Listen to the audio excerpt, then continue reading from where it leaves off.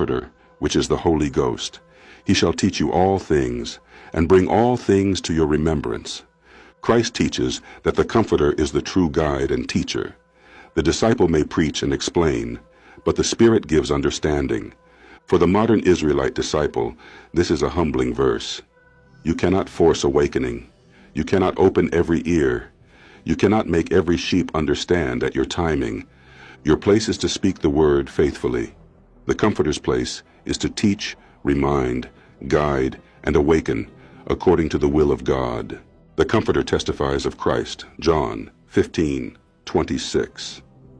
But when the Comforter is come, he shall testify of me. The Spirit does not glorify man. The Comforter testifies of Christ. Therefore, true discipleship must keep Christ central. For the modern Israelite disciple, this means the message is not about building your own name, camp, image, or reputation.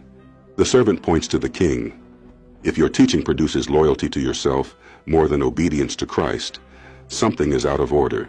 The Comforter testifies of the king shepherd, not the servant. Howbeit when he, the Spirit of truth, is come, he will guide you into all truth.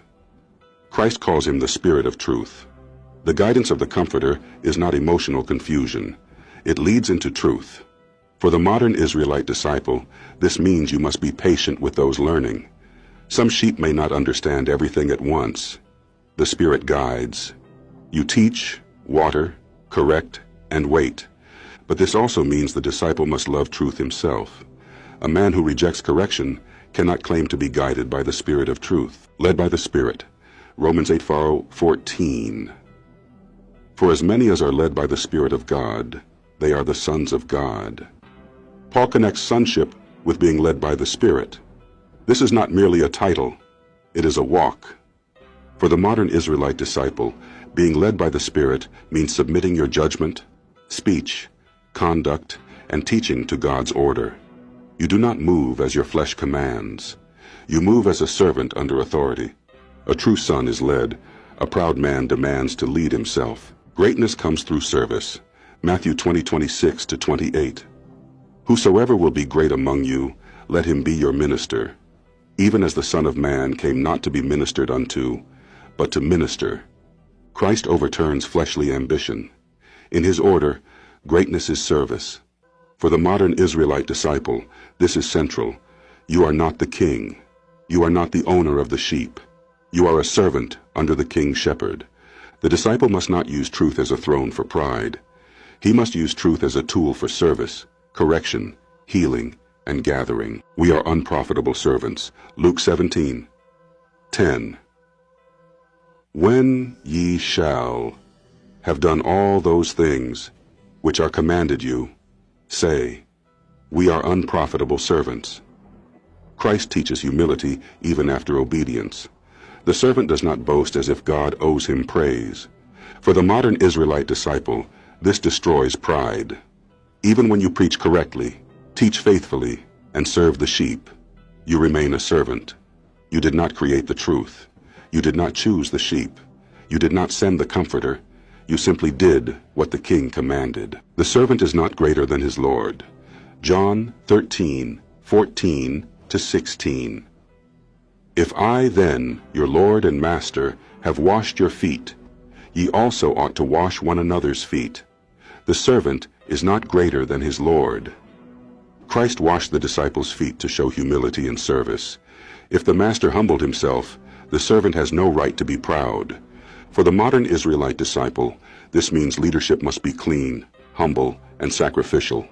You correct, but you also serve. You teach, but you also bear burdens.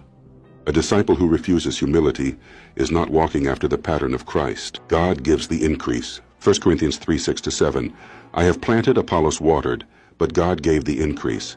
Neither is he that planteth anything, but God that giveth the increase. Paul explains the proper order. One servant plants, another waters, but God gives the increase. For the modern Israelite disciple, this is one of the strongest verses for your original point. You do not control the result. You preach, you plant, you water, but God gives the increase. This means you must not become proud when people receive the word, and you must not despair when they reject it. The increase belongs to God. Sheep without a shepherd, Matthew 9:36. But when he saw the multitudes, he was moved with compassion on them, because they fainted, as sheep having no shepherd. Christ looked on the scattered and distressed people with compassion. He saw them as sheep needing shepherding. For the modern Israelite disciple, this teaches the right spirit. Do not look at the lost sheep with hatred, mockery, or contempt. Look with compassion. Many are confused, scattered, misled, and wounded. The servant must preach truth firmly, but with the heart of service. He sent to the lost sheep of Israel. Matthew 15:24. I am not sent, but unto the lost sheep of the house of Israel. Christ clearly identifies the focus of his earthly mission, the lost sheep of the house of Israel. For the modern Israelite disciple, this anchors the gospel in Israelite purpose. The New Testament message is not detached from the promises, covenants, and restoration of Israel. This does not give the disciple permission to become arrogant. It gives him responsibility. If Christ came for the lost sheep, then the servant must care about gathering, teaching, and feeding those sheep. John 10:14. Christ knows his sheep. John 10